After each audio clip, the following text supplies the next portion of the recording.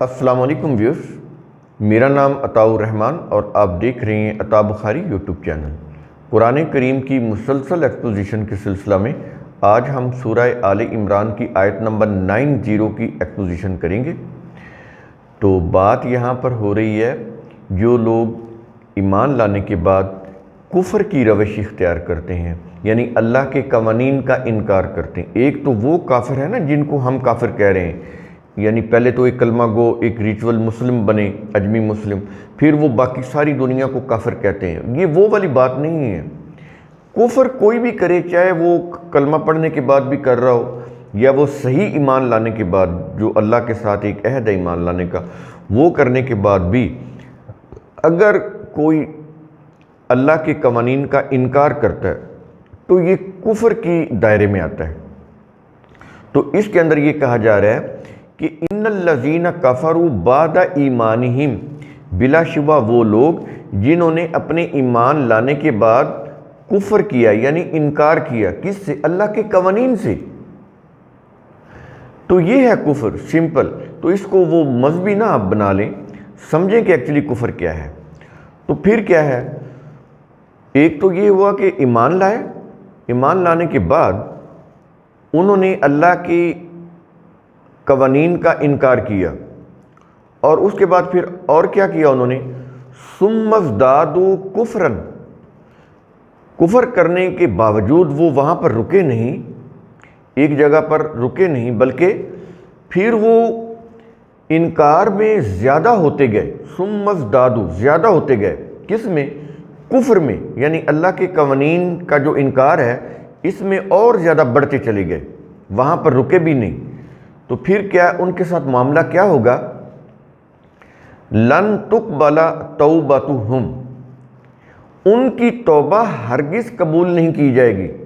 یہ دیکھیں پیچھے جو آیت ہے، جو ہم نے اس کے اوپر ویڈیو کی ہے، اس سابقہ آیت میں، اس میں بتایا گیا تھا نا کہ جو ظالم قوم ہے ان کے لیے ایک راستہ ہے بچنے کا، کہ وہ جو 3 قسم کی لعنتوں میں مبتلا ہے، اللہ کی لعنت، ملائکہ کی لعنت، انسانوں کی لعنت، اس سے نکلنے کے لیے ان کو ایک طریقہ بتایا گیا تھا کہ وہ توبہ کرے۔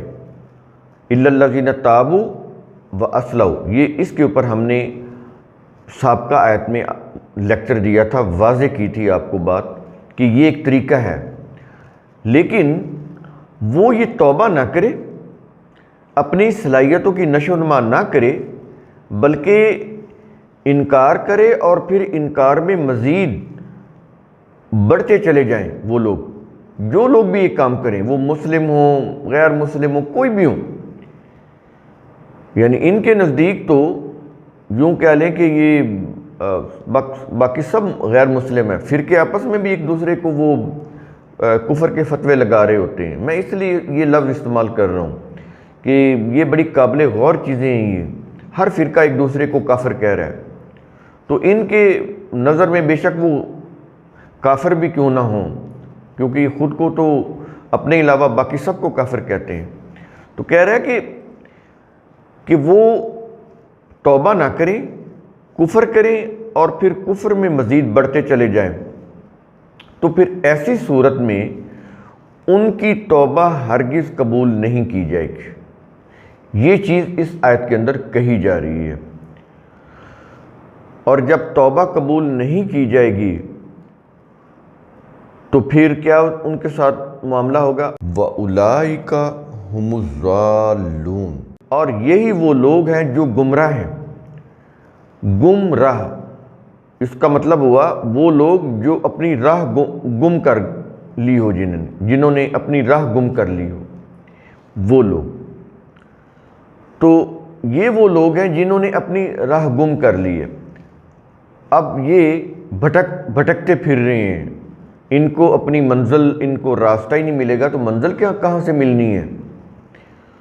تو یہ لوگ تو اپنے کفر میں بڑھتے چلے جا رہے ہیں، اس لیے یہ توبہ کی طرف آتے ہی نہیں۔ تو اگر یہ کوئی جھوٹ موٹ کی کوئی ایسے اللہ توبہ جیسے ہم کرتے ہیں، کانوں کو ہاتھ لگاتے ہیں، یا اللہ میری توبہ، یا اللہ، تو یہ ان کی توبہ قبول نہیں ہوگی۔ اللہ تعالیٰ تو جانتا ہے کہ ان کے دلوں میں کیا ہے، ان کے دلوں میں تو وہی کفر ہے، انکار ہے اللہ کے قوانین کا۔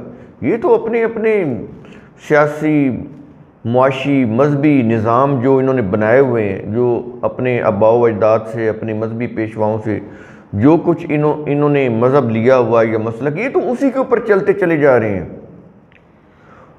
وہی ریچولز کر رہے ہیں جو پیچھے ان کے آباء و اجداد سے چلی آ رہی ہیں، اپنے اسلاف پرستی کے اوپر لگے ہوئے ہیں۔ تو یہ جو توبہ کرتے ہیں وہ اس طرح کی توبہ نہیں ہوتی جس کو قرآن بول رہا ہے کہ اِلَّا الَّذِينَ تَابُوا وَأَصْلَحُوا، کیونکہ اگر یہ بظاہر توبہ کر بھی لیں تو اس میں اصلحو کا پہلو نہیں ہوتا، بظاہر بس ایسے ہے جیسے وہ سمجھتے ہیں کہ شاید ہم نے اللہ کو دھوکہ دے لیا ہے توبہ کر کے۔ تو ایسی بات نہیں ہے کہ آپ ایسے توبہ کر کے اللہ کو دھوکہ دے لیں گے۔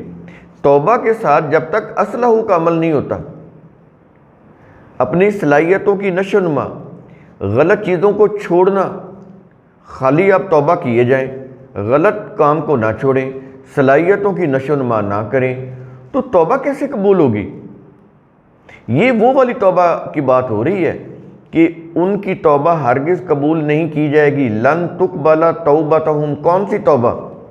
جس میں وہ بس زبانی کلامی توبہ کرتے ہیں، یا اللہ میری توبہ، یا وہ ایسے دعاؤں میں لہہ لہہ کے کہہ رہے ہوتے ہیں یا اللہ میری توبہ، بے شک وہ رو کے بھی کہہ رہے ہوں، لیکن اپنے اپنے مسالک کے اوپر، اپنے اپنے مذہب کے اوپر، اپنی اپنی فقہوں کے اوپر، اپنی اپنی شریعتوں کے اوپر جو ان کے مذہبی پیشواؤں کی طرف سے ان کو ملی ہوتی ہیں، وہ ڈٹے ہوتے ہیں ان کے اوپر۔ تو ان کی توبہ کیسے قبول ہو جائے گی؟ نہ وہ اس دنیا میں اپنی صلاحیتوں کی نشو و نما کر رہے ہیں، نہ وہ توبہ کر رہے ہیں جس میں سارا کچھ گیو اپ کرنا ہوتا ہے، وہ گیو اپ بھی نہیں کر رہے، چھوڑ بھی نہیں رہے، ساری چیزیں وہ کر رہے ہیں جو اللہ کے قوانین کے خلاف ہیں، زبان سے کہہ رہے ہیں کہ یا اللہ میری توبہ، اور صلاحیتوں کی نشو و نما بھی نہیں کر رہے، تو مجھے یہ بتائیں، اور پھر کفر میں بھی بڑھتے چلے جا رہے ہیں۔ یعنی یہ نہیں کہ کوئی ایک اللہ کے قانون کا انکار کیا تو رک جائیں، یعنی یہ سلسلہ بھی چلا ہوا ہے، اللہ کے ہر قانون کا انکار کرتے چلے جا رہے ہیں، کفر کی روش کے اوپر اڑے ہوئے ہیں۔ اس میں پھر ایسے کو زبانی کلامی کہہ بھی دیں کہ یا اللہ میری توبہ، اس کا کوئی فائدہ نہیں ہے، کیونکہ وہ غلط کام نہیں چھوڑ رہے، تو توبہ کیسے قبول ہو جائے گی؟ پھر اگلا جو عمل ہے توبہ کا، جو اصلح صلاحیت بخش کام کرنا، وہ بھی نہیں کر رہے۔ تو جب کوئی انسان غلط کام بھی نہ چھوڑے اور صلاحیت بخش کام بھی نہ کرے، اس سے زیادہ جو اس نے غلط کام کیے اس سے زیادہ صلاحیت بخش کام بھی نہ کرے، تو ایسے شخص کی یا ایسے قوم کی توبہ کیسے قبول ہو سکتی ہے؟ صرف زبان کے کہنے سے کہ یا اللہ میری توبہ؟ تو ایسے تو نہیں ہوگا کہ آپ خدا کو دھوکہ دے دیں۔ اس لیے کہہ رہا ہے کہ ان کی توبہ ہرگز قبول نہیں کی جائے گی۔ میں نے واضح کیا کہ کیوں قبول نہیں کی جائے گی، ان کی توبہ کس قسم کی ہے، کرتے کیا ہیں وہ، اور آگے کہ وَأُولَئِكَ هُمُ الظَّالِمُونَ، کہ وہ اپنی راہیں گم انہوں نے کی ہوئی ہیں، راہیں گم کردہ ہیں، وہ بھٹکے ہوئے ہیں۔ تو جب وہ غلط عمل چھوڑنے کے لیے تیار نہیں ہے، غلط روش چھوڑنے کے لیے تیار نہیں ہے، اپنی صلاحیتوں کی نشو و نما کرنے کے لیے تیار نہیں ہے، ان کو راستہ کیسے ملے گا؟ وہ تو بھٹکتے رہیں گے۔ تو جب بھٹکتے رہیں گے، نہ راستہ ملے گا نہ منزل ملے گی۔ تو اس لیے وہ کہتا ہے کہ یہی وہ لوگ ہیں جو گمراہ ہیں، یہ اسی طرح گمراہی میں بھٹکتے پھریں گے، نہ ان کو راستہ ملے گا نہ منزل ملے گی۔ تو بڑی ہی ہولناک یہ چیزیں ہیں، اگر ہم اس کے اوپر غور کریں اور سوچیں کہ ہم کیا کر رہے ہیں، اور ہمارا یہ جو اس دنیا کے اندر جو ہمارا حشر ہو رہا ہے، جو ہماری ذلت اور رسوائی ہو رہی ہے، اس کے پیچھے کیا چیزیں ہیں، کون سے محرکات ہیں، کون سی وجوہات ہیں، تو کبھی اس کے اوپر غور کیجئے گا، اور جب سمجھ آ جائیں تو پھر اپنی اصلاح کریں، لوگوں کو سمجھائیں، اپنی فیملی کی آپ اللہ کے قانون کی روح سے، اللہ کے قوانین کی روح سے ان کو سمجھائیں، ان کی گرومنگ کریں، تو پھر یہ کوئی معاشرہ بہتر ہو سکتا ہے؟ یہ معاشرہ تو بس ایسے ہی ہے، چٹکلوں پہ چلا ہوا ہے۔ مزے مزے کی چیزیں کھانی ہیں، چاہے وہ جتنی بھی نقصان دہ ہوں، مزے مزے کی باتیں سننی ہے ٹک ٹاک پہ یا سوشل میڈیا کے، وہ جتنی ہی اخلاق کے خلاف ہوں، بس مزہ آنا چاہیے۔ تو یہ قوم مزے مزے میں اپنے آپ کو برباد کر رہی ہے، تو یہ چیزیں تو ٹھیک کرنی پڑیں گی۔ کوئی ایک چینل نہیں ہے پاکستان میں جہاں پر آپ یہ کہہ لیں کہ یہ ایجوکیشن کا چینل ہے۔ شروع میں پی ٹی وی پہ ہوتا تھا، ایجوکیشن چینل بھی چلتے تھے، پروگرام بھی ہوتے تھے، کچھ چینل بھی آئے ایجوکیشن کے، لیکن اب نہیں ہے۔ اب چٹکلے ہیں، مذاق ہے، یعنی یہ قوم بالکل سرے سے سنجیدہ ہی نہیں ہے، سیریس ہی نہیں ہے۔ پانی کے لیے ابھی سے یہ دیکھیں، ایران کے اندر پانی کے لیے لوگ لڑ رہے ہیں، مر رہے ہیں، اور وہ پروٹیسٹ بھی رات کو کرتے ہیں، دن کو گرمی ہوتی ہے۔ یہ حالت ہو گئی ہے۔ تو لیکن پاکستان میں آپ یہ دیکھ رہے ہیں، پانی کا کوئی ذرا بھی خیال نہیں ہے، ڈیم کا۔ لڑائی ہو رہی ہے بس وہ پولیٹیکل پارٹیز کی آپس میں، اسی کے اوپر تبصرے ہو رہے ہیں، اسی کے اوپر شوز ہو رہے ہیں، ٹی وی شوز ہو رہے ہیں، ٹی وی ٹاک شوز ہو رہے ہیں، ساری چیزیں اسی کے اوپر ہو رہی ہیں۔ یا وہ مارننگ شوز کے اندر وہ خواتین کی، وہ مردوں کی وہ مکسنگ، وہ جو ہے بیہودہ مذاق، وہ چیزیں وہ ہو رہی ہیں، یا ٹک ٹاک کے اوپر وہ چیزیں ہو رہی ہیں لڑکیوں کی یا لڑکوں کی، بس یعنی کوئی سیریسنس نہیں ہے اس قوم، کوئی ایجوکیشن نہیں ہے، کوئی ضابطہ اخلاق نہیں ہے، تو پھر یہ تباہی تو آئے گی۔